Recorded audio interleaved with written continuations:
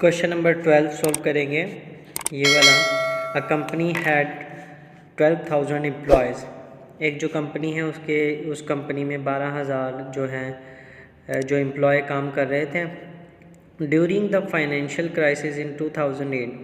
तो एक वक्त ऐसा आया कि जो है कंपनी के पास पैसे की कमी आ गई, मतलब वो फाइनेंशियल क्राइसिस पैसों एक वक्त ऐसा आया कि कंपनी के पास जो है वो पैसों की कमी आ गई। उस कमी की वजह से उनका बजट ख़राब हो गया। उसके बाद उन्होंने क्या किया कि 2.5% जो थे अपनी 12,000 की लेबर में से उनको बर्खास्त कर दिया, काम से निकाल दिया, मतलब नौकरी से निकाल दिया। और 50.75% लोग ऐसे थे जिनको उनकी सैलरी काट ली गई, मतलब पूरी सैलरी नहीं दी गई बल्कि उसकी सैलरी से हिस्सा कुछ कट कर लिया गया। जैसे किसी की 50,000 सैलरी थी, उसको 30,000 दे दिया, तो इस तरह उसकी सैलरी पूरी नहीं दी गई। और बाकी के जो थे वो अनइफेक्टेड थे, मतलब उनमें किसी किस्म की कटौती नहीं हुई थी। तो हमें बताना है कि वो कितने एम्प्लॉय थे जिनकी सैलरी अनइफेक्टेड थी, मतलब उनके फाइनेंशियल क्राइसिस का कोई असर नहीं पड़ा था। तो यहाँ पे हम इसको सॉल्व करेंगे। तो टोटल नंबर ऑफ़ एम्प्लॉय जो थे हमारे पास वो कितने हैं, 12,000। हमें अनइफेक्टेड की परसेंटेज निकालनी है, मतलब जो 100% थी, 100% में से कितने इफ़ेक्ट हुए थे, कितनों को नौकरी से निकाल दिया था। तो परसेंटेज ऑफ अनइफेक्टेड, तो टोटल जो थे सब एम्प्लॉय मिला के कितनी परसेंटेज बनाते हैं, 100% बनाते हैं। लेकिन उसमें से परसेंटेज ऑफ रिट्रेंच्ड हम उनको निकाल देंगे जिनको नौकरी से निकाल दिया गया, उनकी परसेंटेज लिखेंगे। उसके बाद हम यहाँ पे उनकी परसेंटेज लिखेंगे जिनकी पे सैलरी जो है वो काट ली गई। तो ये जो थे जिनको नौकरी से निकाला गया था वो 2.5% थे, और जिनकी सैलरी कट की थी वहाँ पे 50.75 थे।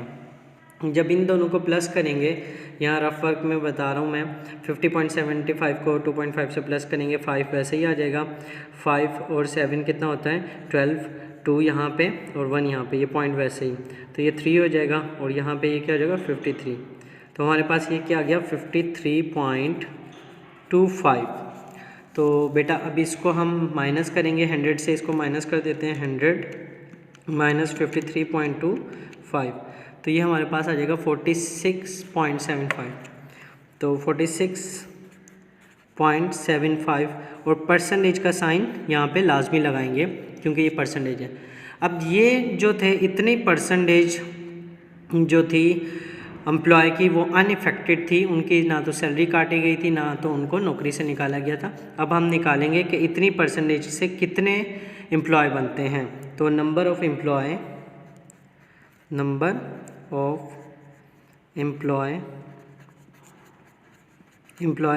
हम उसको क्या करेंगे, उसी परसेंटेज को एम्प्लॉय मल्टीप्लाई कर देंगे टोटल एम्प्लॉय से।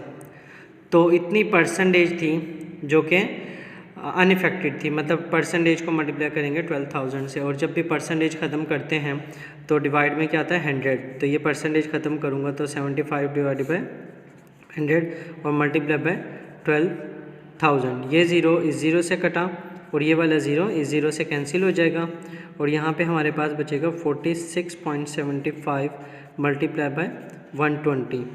इसको हम मल्टीप्लाई कर देते हैं, तो यहाँ पे हम 46 को 120 से मल्टीप्लाई करेंगे तो 5610, हमारे पास जो आंसर आ जाएगा 5610। तो 5,610 एम्प्लॉय ऐसे थे जिनकी सैलरी पे कोई फ़र्क नहीं पड़ा था। तो ये हमारा आंसर है। Question number 13, Ethan's monthly salary is $1,850। Ethan की जो मंथली सैलरी है वो $1,850 है। इन अ पर्टिकुलर मंथ, किसी एक मंथ में उसने स्पेंड किए, he spend 20.5% of his salary on room rent, मतलब उसने अपनी सैलरी में से 20.5% जो है वो रूम का किराया दे दिया, क्योंकि वो किराए पे रहता होगा। और जो $690 है उसने खाने पे खर्चा किया पूरे महीने में। $690 उसका खर्चा था खाने का, और 940 था उसका एक्सपेंस, अदर एक्सपेंस मतलब जाने आने का, ड्रेसेस वगैरह का। तो ये 940 उसका खर्चा है। Express the amount that he our spend as a percentage of his monthly salary. तो इसकी सैलरी में से, इसकी सैलरी कितनी है 1850, लेकिन उसने अपनी सैलरी से ज़्यादा पैसे खर्च कर दिए, इसको कहेंगे अवर स्पेंड। जैसे 1850 इसकी सैलरी है, इसने 2000 तकरीबन खर्च कर दिए या 2100 खर्च कर दिए डॉलर, तो वो आवर स्पेंड हो गई। मतलब सैलरी से ज़्यादा पैसे खर्च करना क्या कहलाता है, आवर स्पेंड।